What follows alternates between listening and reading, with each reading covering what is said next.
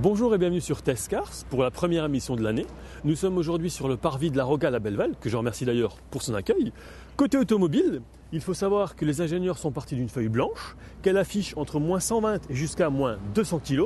C'est la 11e génération de compact chez Opel. Je vous présente aujourd'hui la nouvelle Opel Astra. Les tarifs de cette nouvelle Opel Astra oscillent entre 17 385 € et 25 745 TVA luxembourgeoise. Ici sur cette finition Innovation, qui est la plus haut de gamme des 4 finitions différentes, elle est affichée à 21 495 €. À l'avant, on retrouve des capteurs, une calandre qui se fond dans les projecteurs, avec un système à LED matriciel Intellilux. On va y revenir dans un instant.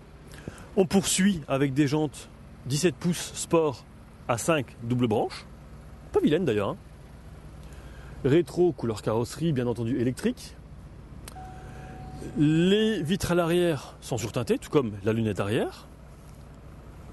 Et on poursuit avec, outre les feux arrière qui sont également à LED, des capteurs de recul. Et on la verra peut-être pas, mais ici est cachée une caméra de recul.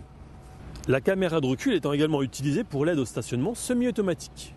Donc le système d'éclairage matriciel qu'on a vu il y a un instant, il adapte automatiquement et en permanence la portée et la répartition du faisceau lumineux. Concrètement, il y a 8 LED de chaque côté qui permettent de rouler en plein phare sans éblouir. Lorsque vous croisez un véhicule, donc dans l'autre sens, ça va enlever les pleins phares vers la gauche. Par contre, ça va toujours avoir la même portée vers l'avant.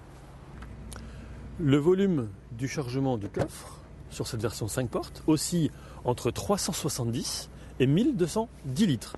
Quant à la version Break, également appelée Sport Tourer, le volume oscille entre 540 et 1630 litres. L'objectif était triple, à savoir qu'elle devait être efficiente, connectée et dynamique. Et au niveau design notamment, elle est plus athlétique et plus épurée.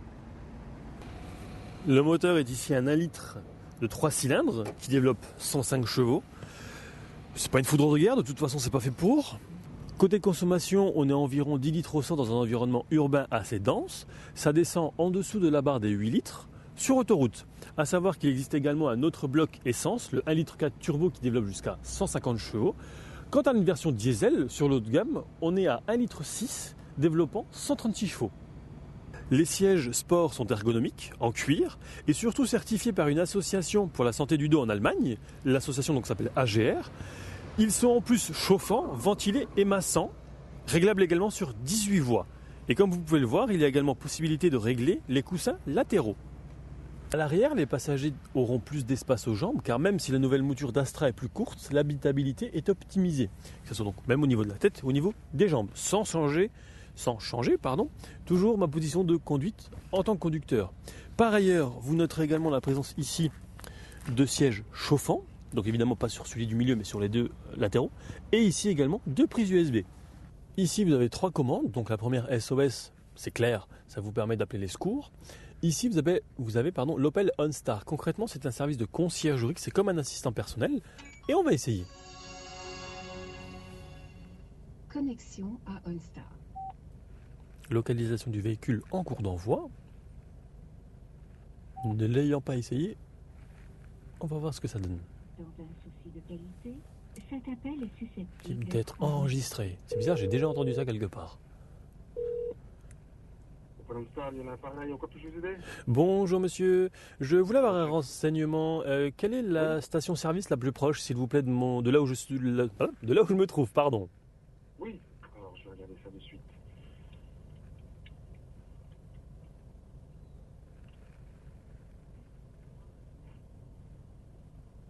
Alors, j'ai la station Esso qui est juste à côté. D'accord. Juste 1 km. Alors, boulevard Charles de Gaulle. 1 km. D'accord. Ou 1 km, je vous l'envoie. Celle qui était boulevard Charles de Gaulle à Esch-sur-Alès. Une fois que la direction est envoyée, vous pourrez juste suivre les instructions sur votre système de navigation. Est-ce qu'il y a autre chose que je peux faire pour vous, monsieur? Non, c'est parfait. C'était ma question. Vous y avez répondu, pardon. Donc c'est parfait. Parfait. Bonne route, monsieur. Ben écoutez, je vous remercie et passez une excellente journée. C'est moi. De même. Merci, au revoir. Au revoir. Votre appel OnStar est terminé. Au revoir. C'est magnifique.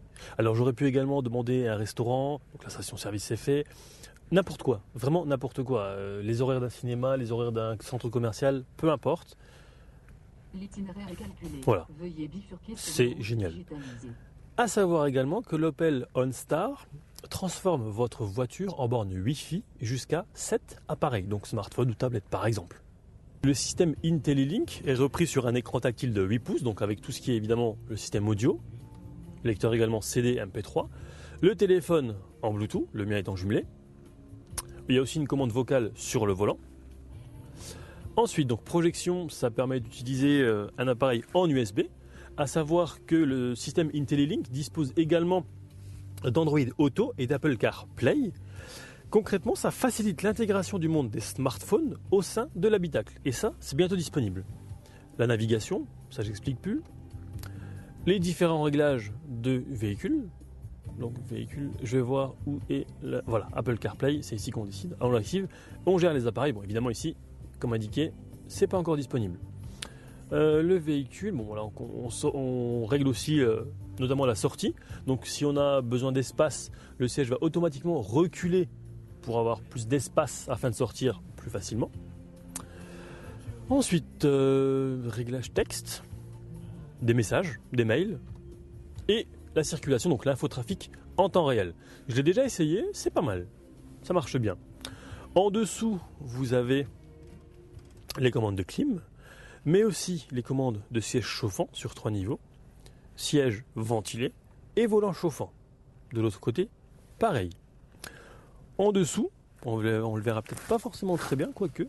Donc le Stop and Start déconnectable, le mode sport. Au chapitre sécurité, ici, vous avez une commande qui va vous permettre de rester dans la voie, dans votre voie de circulation. À droite, le SP déconnectable. Ici, on en a parlé tout à l'heure par rapport à la caméra de recul, il y a le système de parking semi-automatique qui est désactivé. Et enfin, les capteurs de recul qu'on active ou qu'on désactive. Voilà.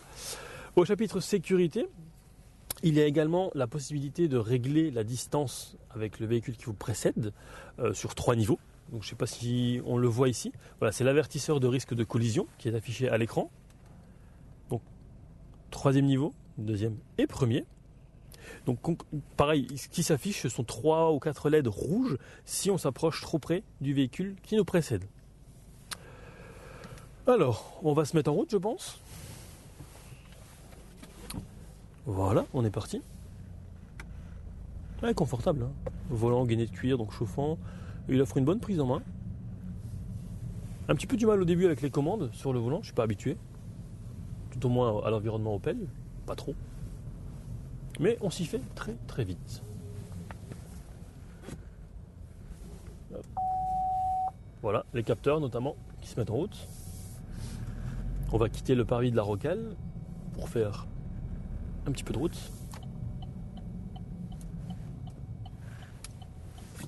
Côté design, eh bien je la trouve réussie. Vous, je ne sais pas. Mais c'est pas mal. Suivez la route sur 250 mètres. C'est vrai qu'il m'envoie à la station essence. J'avais oublié. Tournez à droite et à 200 mètres et prenez la rue Porte de France. Donc je disais, côté design, j'aime beaucoup. C'est épuré. C'est dans l'air du temps. Au niveau confort, donc au sein de l'habitacle, à l'avant, rien à dire. À l'arrière, vous l'avez vu, il a de l'espace. Tournez maintenant à droite. Après, au niveau comportement routier, c'est pas mal non plus.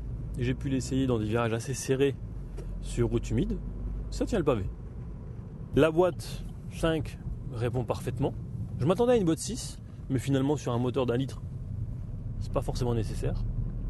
J'ai eu l'occasion d'essayer, pas dans le cadre des essais classiques, l'ancienne Opel Astra. Faites demi-tour si possible. C'était clairement différent. C'était un peu plus usine à gaz au niveau des commandes et elle était un peu moins réactive. Ici, c'est vrai que la cure d'amaigrissement, on la sent. Pour cet essai, je tiens à remercier Autopolis Bertrange et Opel Belgique, sans oublier l'équipe de la Rocale pour son accueil. Vous retrouverez l'essai sur Testcars, mais aussi sur différents réseaux sociaux, comme d'ordinaire. Quant à nous, on se retrouve très vite pour un prochain essai. À bientôt!